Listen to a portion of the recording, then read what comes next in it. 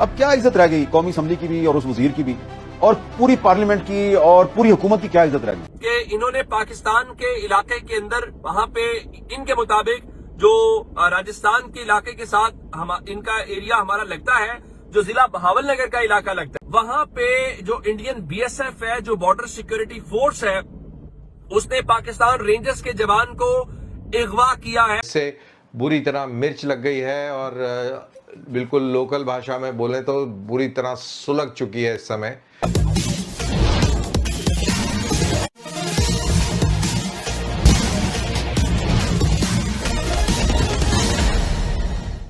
खबर एलओसी की नहीं है, यानी लाइन ऑफ कंट्रोल की खबर नहीं है, ये सियालकोट वर्किंग बाउंड्री की नहीं है, ये इंटरनेशनल बॉर्डर की है, जहां पर फौज आमतौर पे डिप्लॉयड होती भी नहीं है और वहां पर रेंजर्स डिप्लॉयड होती है। और इंडिया ने अब से थोड़ी देर पहले दावा किया है कि उसने इंडिया पाकिस्तान के दरमियान जो इंटरनेशनल बॉर्डर है वहां पर कार्रवाई की है। पाकिस्तान पाकिस्तान का जो इलाका है, उस इलाके में ये आए हैं और पाकिस्तान के उस नौजवान को इन्होंने गिरफ्तार किया है। ये इंपॉर्टेंट डेवलपमेंट है। मिसाल के तौर के ऊपर मैं सबसे पहले आपको बताना ये चाहता हूं कि इनके जो न्यूज चैनल्स हैं, मिसाल के तौर पे न्यूज 18 जो है वो क्या दावा कर रहा है। उनके मुताबिक उनकी हेडलाइन मैं आपके सामने रख देता हूं, उस हेडलाइन से आप अंदाजा लगाइएगा वो क्या बता रहे हैं। उन्होंने लिखा है जी, Pakistani trooper detained in Rajasthan days after BSF jawan held across border.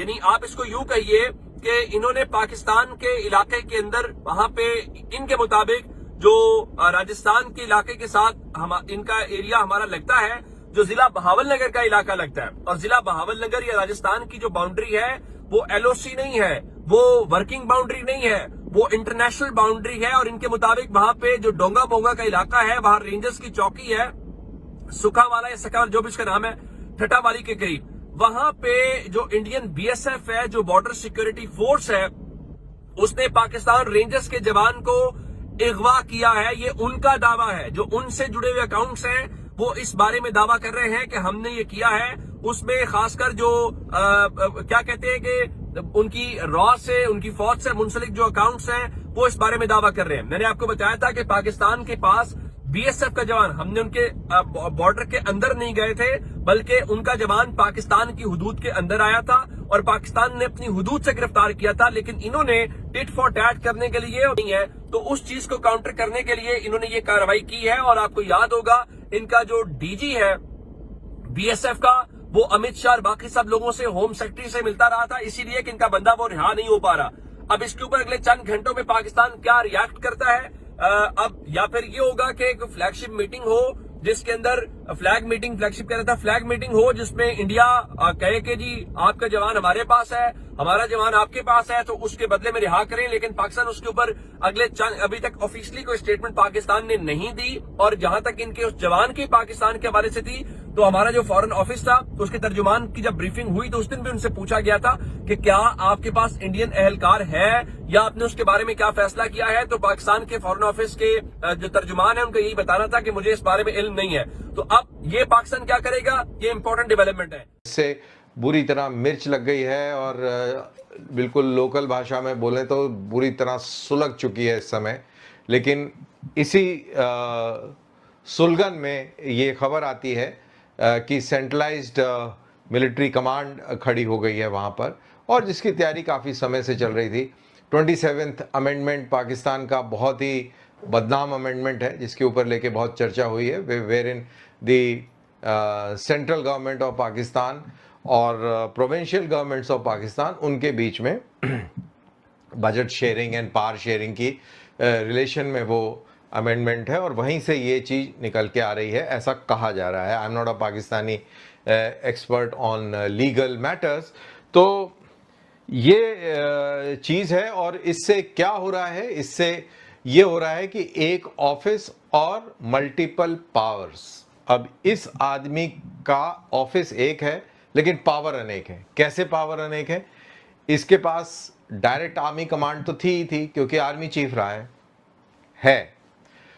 अब उसके पास ऑपरेशनल कमांड नेवी और एयरफोर्स की भी हो जाती है।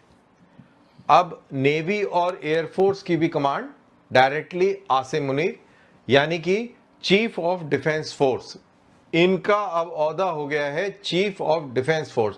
तो chief of army staff, field marshal और चीफ ऑफ डिफेंस फोर्स, तो ये 3 डिफरेंट हेड्स हैं। और सबसे इंपॉर्टेंट और पावरफुल हेड जो है वो है चीफ ऑफ डिफेंस फोर्स का।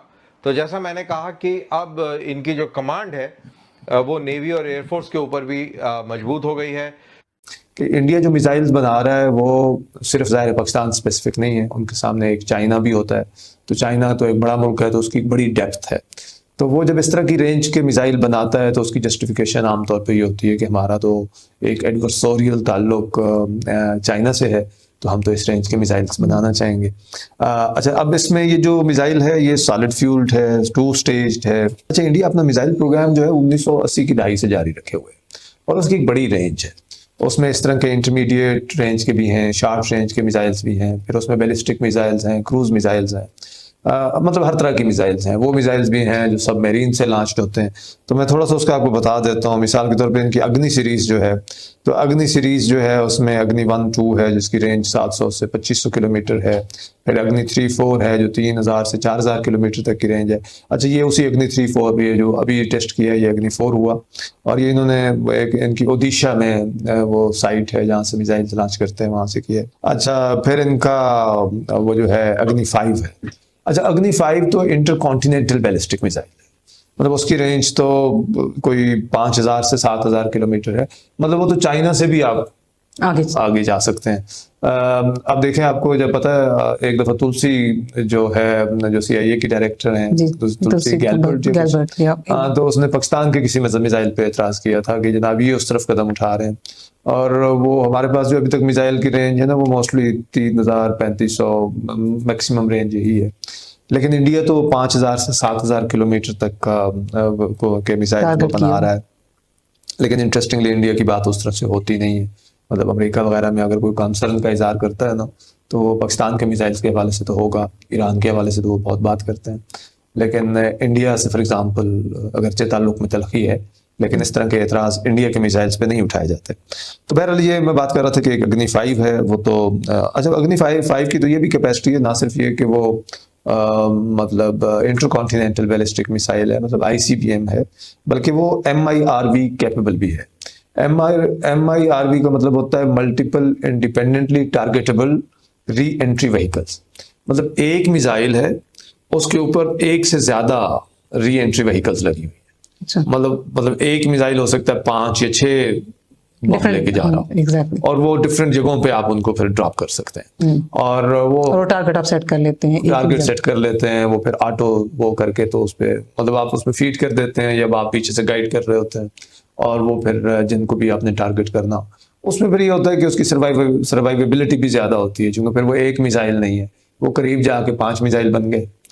5 मिसाइल बन गए हैं तो अब एक को टारगेट करना शायद निस्बतन आसान होता है, रोकना इंटरसेप्टर के जरिए से। लेकिन अगर वो 5 बन गए हैं तो 5 को रोकना तो मुश्किल है। आप अगर हमसे जुड़ा रहना चाहते हैं तो कृपया मेरे चैनल को सब्सक्राइब करें तथा बेल आइकन भी दबा दें, ताकि नई वीडियो की जानकारी तुरंत आप तक पहुंच जाए। धन्यवाद। जय हिंद।